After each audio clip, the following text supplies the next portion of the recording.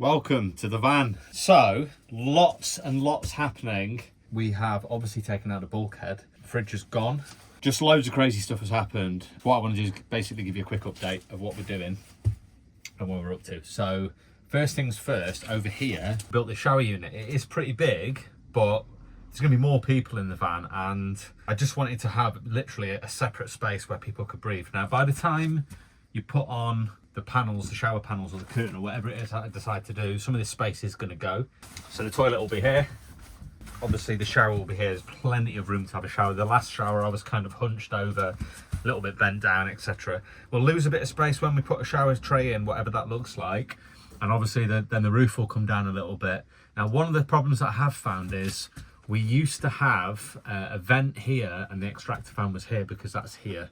So that is a bit of a problem.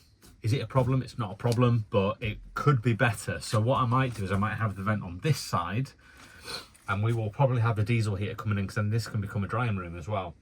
Also, can't see it from that position, but the diesel heater was blowing onto the toilet. So whilst that's not a major problem, what it did mean was that the contents of the toilet were going to probably get heated up. Now, we never had a problem with that because it was summer and we never had the diesel heater on. But yeah, I'll be able to put the diesel heater at the side so it doesn't actually blow on the toilet and then heat all the chemicals and all the stuff in the toilet, because that would be absolutely gross. So yeah, basically what I'm trying to say is we'll have an inlet coming in, and then it will push through here any sort of, I don't know, if there is any smells or the dampness or the heat or, you know, the steam and everything from the shower will basically get blown out this side, extractor fan will on, and it just gets sucked out of there. So I think we've resolved that issue, or we can resolve it. Nothing's happening with the bed, that's staying the same. So the kitchen sink and the sort of like side to prep on, there was a cupboard here if you remember, has gone. The kitchen sink will actually be down here where you are. There'll be a sink and prep area. And we've still got, obviously, this fold-up table as well if you need it. That's just a temporary surface, we'll sort that out. Everything's pretty temporary in this van. Behind here is probably where the fridge is going to go, as long as I can get the seats to sit far enough forward without taking up too much space forward, and the backs of the seats that will obviously lean back don't interfere with that, because if I can do that, that means I've got a fridge there. Now, if I can, and have the seat far enough forward, there'll also be a little seat here for one of the kids to sit on. One of the kids. So Amika likes to sort of sit and play games and things, so she can sit here, she's out of the way. There'll obviously be two seats there. Now, outside, I've just had the double seat re-delivered, because obviously I sold it for the single seats. This single seat is actually going to be for sale. If it hasn't sold already, if anybody wants it, let me know. This will be for sale, because they are very, very hard to get hold of. Obviously, it's got the seatbelt on this side, so it's a proper seat. It's from a European vehicle. So that'll be for sale, and message me if you want it. So double seat's going in, it's a swivel seat. So I've obviously opened up all this cab, which I'm absolutely gutted about, if I'm honest, but it just allows more room. We literally had, you know, this kind of room was taken away, and you just had that. So it's fine for me and Amika, but we've got more people now. So I know people are probably, well, maybe one or two people are wondering, well, where are you going to sleep? How's it going to be? Double bed, 2 people, single bed, 3 people, and then probably cab bunk. And then we're going to put the blinds on the windows. And I'll probably just have to get one of those vacuum things to get rid of all of. But we will have the diesel heater, and we can pop the vent as well. So the plan is not for everybody to go away camping in this vehicle. That's not what it's about. This is just day trips, going places, maybe the odd overnight stay. Because I think being in a van with 5 people would be absolute chaos. So it's very unlikely that's going to happen.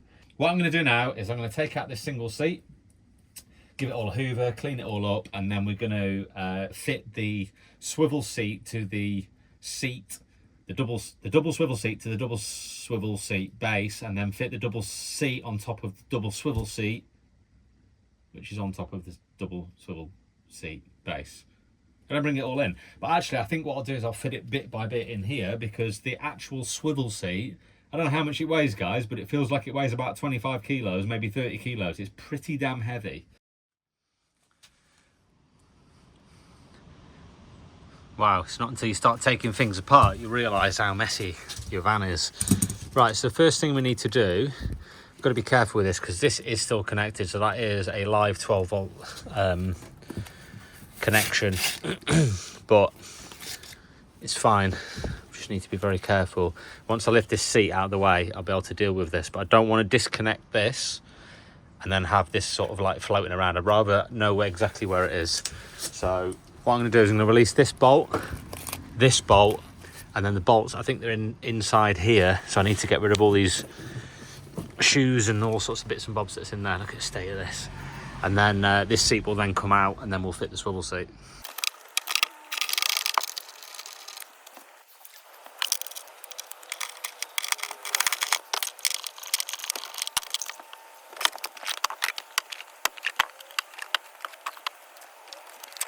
So the next two are, there's one in that corner and one in that corner.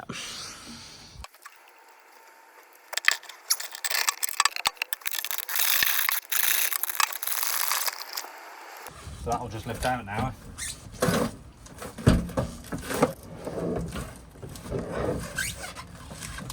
Last thing we need to do is a seat belt, so that's a star fitting. So hopefully this is the right size. So what we'll do now is we'll just disconnect this seat belt, which will then reconnect onto the double. Pretty easy to do. Right, this will now lift out of the van.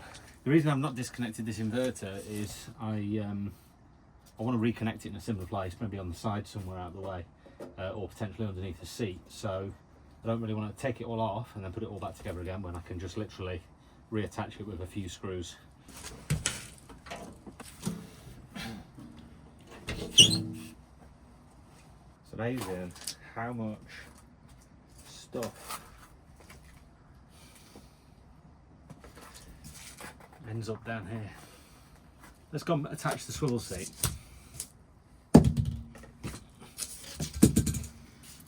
Don't think we need anything else other than this. Said no one ever. Right, let's go. Well, it's not the best place to be doing it, but I haven't really got much space. So what we need to do is, I've already made a start actually, is undo the bolt. So there's two in the middle, and then I've taken the side ones out already. So yeah, we'll just finish taking these ones out. Very simple, same fitment, another star. Just in case of doing that. This one a bit tighter.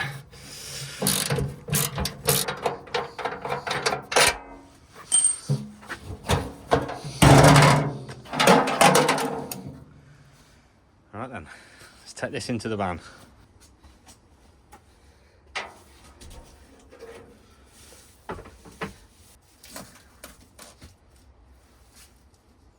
Some of these wires are going to be in the way. So what I also need to do is find where the holes are, which I've obviously sealed up now.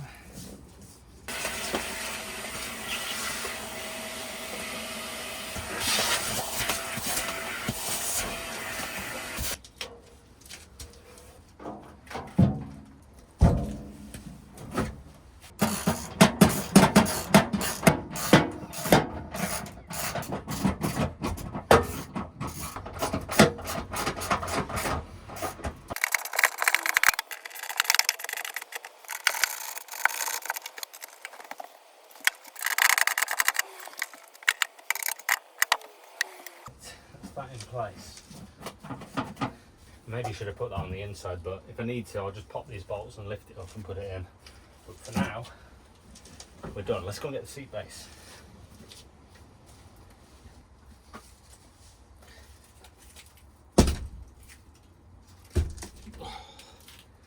This thing is heavy. Now then, since this is a safety, well, it's not a safety device, but a seat is a safety device and seat belt, I'm going to read the instructions rather than just guess.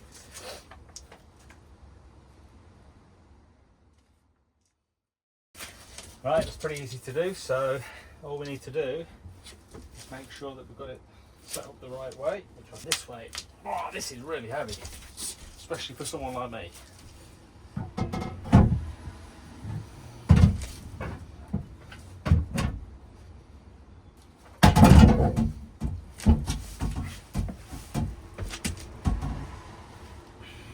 trying to find somewhere to grab where I'm not actually going to crush my fingers. Yeah, so there's 4 of these bolts, and they go back into their original positions, which is quite difficult for you to see because I can't get down low enough. But yeah, they're gonna go into these.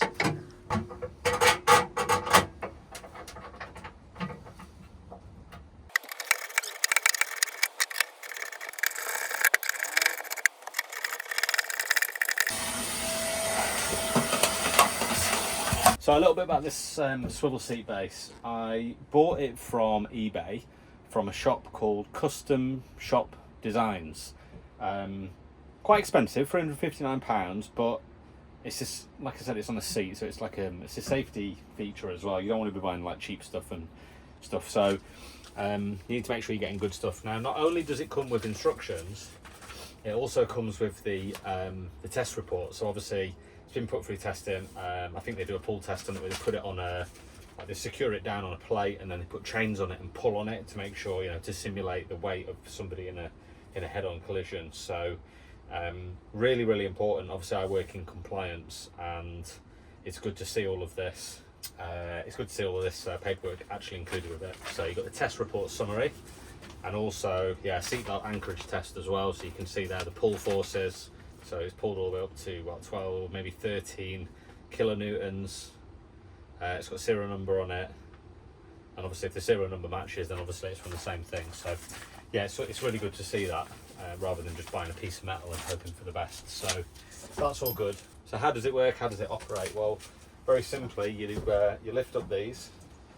They've got like some retaining pins. Yeah, so each one has got a retaining pin on it, like so, which obviously stops you being able to move that. So what you do is you lift that out, give it a half turn or a quarter turn, and that's loose. And same with all of them. So obviously pull your pin out, give it a quarter turn. These ones are out already, and that's it. And then you swivel. As you get them all out, you swivel. They'll obviously turn around. Now, I'm not sure if you need to drop the handbrake, but it's fine. If you ever need to drop the handbrake to turn anything around, it's dead easy. Just leave it in gear. And that would be the seat actually turned around the opposite way.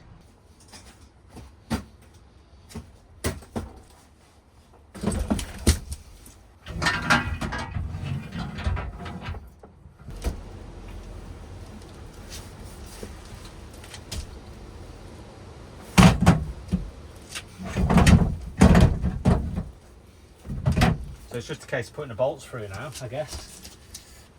Well, that one went straight in, so that was easy.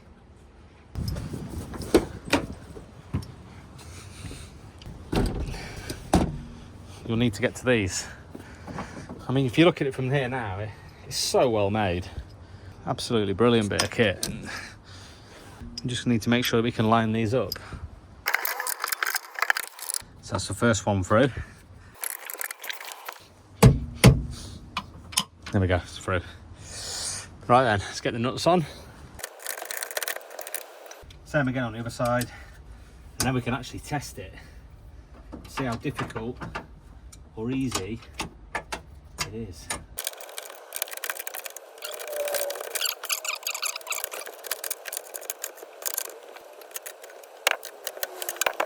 So the last job is connecting the seatbelt back on here, like so. It's T50 and the bolt. Very simple. Just make sure, obviously, if you ever take a seatbelt off, make sure it goes back on correctly. There's a little pin here, you can't really go wrong.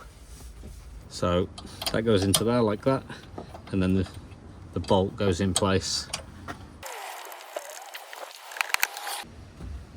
What's actually amazing is the seats that I had before didn't match, and these ones actually match. There we go.